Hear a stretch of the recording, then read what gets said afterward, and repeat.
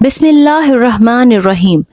शुरू करती हूँ अल्लाह के बाबरकत नाम से जो बड़ा मेहरबान और निहायत रहम करने वाला है। दीन इस्लाम 360 के तमाम सामीईन को अस्सलामु अलैकुम। मौजूद सामीईन, पिछली वीडियो में आपने हज़रत मूसा अलैहिस्सलाम के वाक़े का हिस्सा स्वयं सुना था, तो चलते हैं हिस्सा चहारुम की तरफ। फिरौन जादूगरों पर बरस पड़ा और चीख कर कहने लगा, मेरी इजाज़त से पहले तुम मूसा के रब पर ईमान क्यों लाए? फिर उसने जादूगरों पर इल्ज़ाम लगा दिया और बोला, यकीनन ये तुम्हारा बड़ा है जिसने तुम्हें जादू सिखाया है।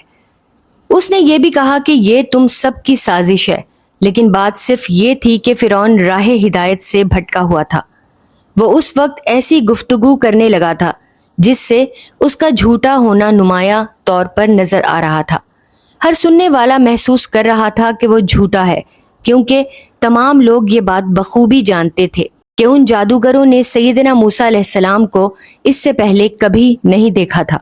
फिरौन ने जब देखा कि जादूगर सैयदना मूसा अलैहिस्सलाम पर ईमान लाने पर मुस्सिर हैं, तो वो जुल्म और ज्यादती पर उतर आया।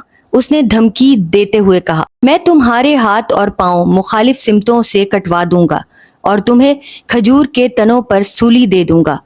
उस खौफनाक धमकी का भी जादूगरों पर कोई असर ना हुआ। वो जान चुके थे कि अल्लाह ताला ही हकीकी माबूद है। उन्होंने ईमान का मजा पा लिया था।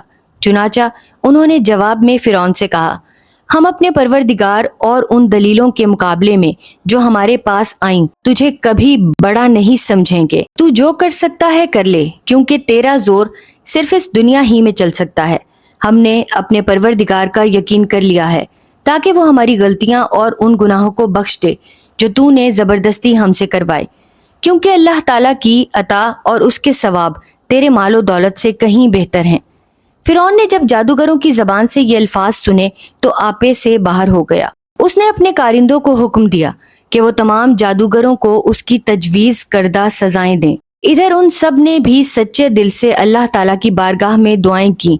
उन्होंने कहा, ए हमारे रब, हमें सब्र की तौफीक अता फरमा और हमें इस हाल में मौत दे कि हम मुसलमान हों।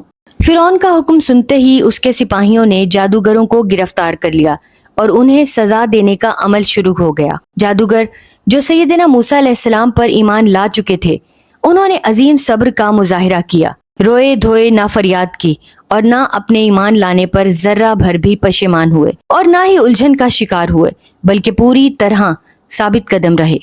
फिरौन के सिपाही जुल्म करते रहे, लेकिन उन्होंने सब्र का दामन हाथ से ना जाने दिया, हत्ता के शहीद हो गए। ये है अल्लाह की कुदरत।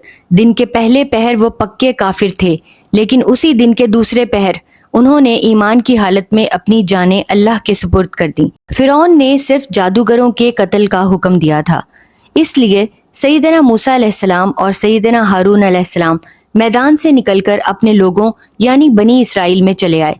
फिरौन के मुशीरों ने जब देखा कि वो सिर्फ जादूगरों को सजा दे रहा है, तो उन्होंने फिरौन से कहा, क्या तू मूसा और उसकी कौम को छोड़ देगा ताकि वो मुल्क में फसाद करें और मूसा तुझे और तेरे माबूदों को छोड़ दे? यानी उन्होंने सैयदना मूसा और सैयदना हारून अलैहिस्सलाम के कत्ल का मशवरा दे दिया। उन्होंने मशवरा दिया कि मूसा को भी कत्ल कर दो और उसकी कौम को भी। उन्हें मुल्क में फसाद मचाने के लिए खुला ना छोड़ो, वो तो तेरी इबादत से भी मुंह मोड़े हुए हैं। वो लोग अपने फासिद अकीदे की वजह से तौहीद को फसाद कह रहे थे। मुल्हिद लोगों का हमेशा से यही तरीका रहा है कि वो तौहीद वालों के खिलाफ हुक्काम के कान भरते रहते हैं। फिरौन अपने दरबारियों की बातें सुनकर गुस्से में आ गया और बोला, नहीं, हम उनका बंदोबस्त करेंगे, उनके बेटों को कत्ल कर देंगे और उनकी बेटियों को जिंदा रहने देंगे, क्योंकि हम उन पर गालिबो बरतर हैं। इस तरह बनी इसराइल पर और ज्यादा जुल्म होना शुरू हो गया। जब हालात बहुत नाजुक सूरत हाल इख्तियार कर गए, तो बनी इसराइल ने सैयदना मूसा अलैहिस्सलाम से अपनी मुसीबतों का जिक्र किया। सैयदना मूसा अलैहिस्सलाम ने उनसे कहा, तुम अल्लाह से मदद मांगो और सब्र करो, बेशक जमीन तो अल्लाह ही की है, वो अपने बंदों में से जिसे चाहता है उसका वारिस बनाता है। अच्छा अंजाम तो परहेजगारों ही के लिए है। ये सुनकर बनी इसराइल अफसुर्दा लहजे में बोले, मूसा, तुम्हारे आने से पहले भी हमें तकलीफें दी गईं और तुम्हारे आने के बाद भी। सैयदना मूसा अलैहिस्सलाम ने उनकी दुख भरी बात सुनकर फरमाया, उम्मीद है कि तुम्हारा रब तुम्हारे दुश्मन को हलाक कर देगा और तुम्हें जमीन में जानशीन बना देगा। इधर فرعون نے محسوس کیا کہ بنی اسرائیل کے صرف لڑکوں کو قتل کرنا کافی نہیں۔ موسیٰ علیہ السلام کی دعوت ابھی ختم نہیں ہوئی، بلکہ ان کی دعوت جاری ہے، اور اس دعوت کا جاری رہنا حد درجے خطرناک ہے۔ چنانچہ وہ اپنے درباریوں سے مخاطب ہوا، مجھے چھوڑو، میں موسیٰ کو قتل کر دوں، اور اسے چاہیے کہ اپنے رب کو بلا لے۔ بلا شبہ میں تو ڈرتا ہوں کہ وہ تمہارے دین کو بدل ڈالے گا یا وہ زمین میں فساد پھیلائے گا۔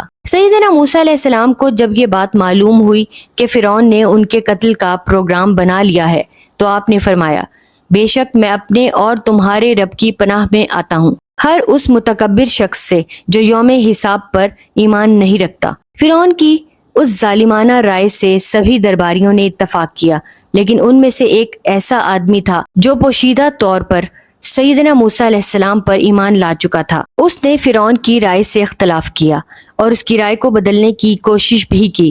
اس نے کہا، بھلا یہ کہاں کا انصاف ہے کہ تم ایک بے گناہ شخص کو صرف اتنی سی بات پر قتل کرنا چاہتے ہو کہ وہ کہتا ہے کہ میرا مالک اللہ ہے، حالانکہ وہ تمہارے پاس واضح نشانیاں بھی لایا ہے۔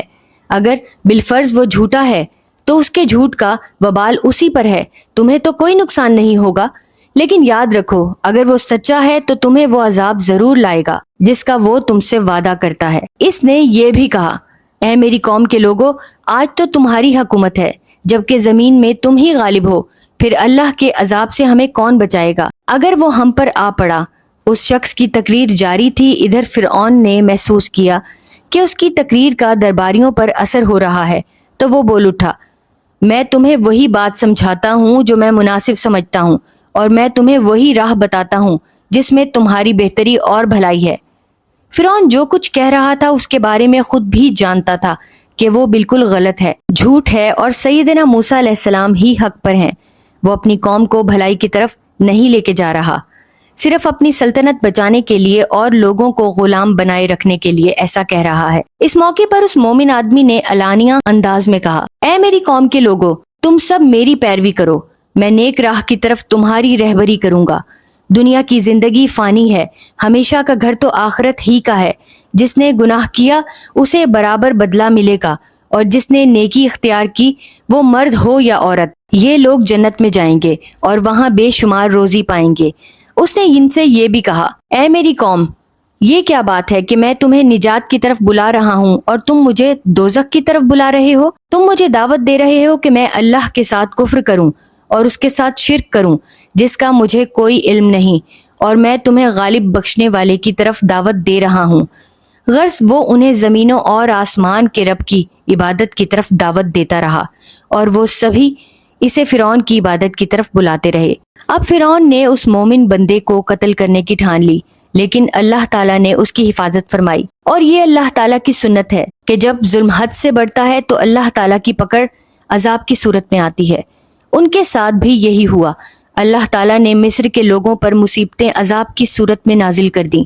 سب سے پہلا عذاب ان پر قحط اور خشک سالی کی صورت میں نازل فرمایا۔ دریائے نیل میں پانی بہت کم ہو گیا، اس طرح فصلیں سوکھ گئیں، جانور اور مویشی ہلاک ہونے لگے، لوگوں کا بھوک سے برا حال ہونے لگا۔ اللہ تعالیٰ فرماتا ہے، اور بلا شبہ ہم نے آل فرعون کو قحط سالی اور پھلوں کے نقصان میں پکڑا تاکہ وہ نصیحت حاصل کریں۔ حق تو یہ تھا کہ وہ ان عذابوں کو دیکھ کر نصیحت حاصل کرتے، لیکن وہ اس کے باوجود نہ سمجھے، الٹا کہنے لگے، ہم پر جو یہ آفتیں اتری ہیں یہ موسیٰ اور اس کی قوم کی نحوست کے سبب ہیں۔ اس کے بعد اللہ تعالیٰ نے ان پر طوفان بھیج دیا، ایسی سخت اور تیز بارشیں ہوئیں کہ انہوں نے کھیتوں کو تباہ کر کے رکھ دیا۔ پانی کی سطح اس حد تک بلند ہوئی کہ زرعی زمین سیلاب کی نظر ہو گئی، پھر پانی زمین پر ٹھہر گیا، اس کی وجہ سے ایک مدت تک زمین کاشت کے قابل ہی نہ ہو سکی۔ اس طرح بھوک میں اور اضافہ ہو گیا۔ فرعون سمجھتا تھا کہ وہ ان طوفانوں اور مصیبتوں کے آگے لاچار ہے، وہ ان کو روکنے یا دور کرنے کی طاقت نہیں رکھتا۔ آخر انہوں نے سیدنا موسیٰ علیہ السلام کو بلوایا اور ان سے درخواست کی، تو اپنے رب سے اس بات کی دعا کر کہ جس کا اس نے آپ سے عہد کر رکھا ہے، اگر تو اس عذاب کو ہم سے ہٹا دے تو ہم ضرور تیرے کہنے سے ایمان لے آئیں گے۔ سیدنا موسیٰ علیہ السلام اللہ تعالیٰ کی طرف متوجہ ہوئے۔ آپ نے ان کے لیے اللہ تعالیٰ سے دعا کی کہ وہ ان پر سے عذاب ٹال دے۔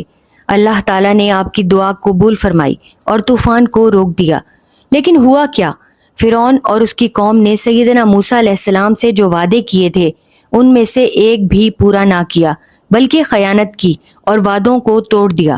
تب اللہ تعالیٰ نے ان پر ٹڈی دل کے لشکر بھیج دیے۔ ٹڈی دل درختوں کے پتوں کو چٹ کر گئیں، پھلوں کو تہس نہس کر کے رکھ دیا، غرض ہر قسم کی زمینی نباتات ختم ہو گئیں، ان کا نام و نشان تک نہ بچا، اور ایسا ایک مدت تک رہا۔ پھر یہ معاملہ بھی ان کی برداشت سے باہر ہو گیا۔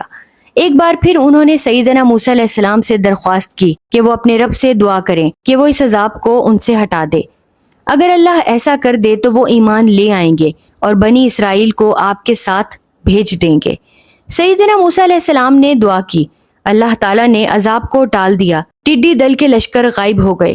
فرعون اور اس کی قوم پھر اپنے وعدوں سے مکر گئی، نہ ایمان لائے، نہ بنی اسرائیل کو سیدنا موسیٰ علیہ السلام کے ساتھ بھیجنے پر آمادہ ہوئے، بلکہ انہیں سزائیں دینے کا سلسلہ جاری رکھا۔ تو دوستو، یہ تھی ہماری آج تک کی ویڈیو۔ امید کرتی ہوں آپ کو ویڈیو بہت اچھی لگی ہوگی۔ اگر ویڈیو اچھی لگی ہے تو پلیز ویڈیو کو لائک کریں۔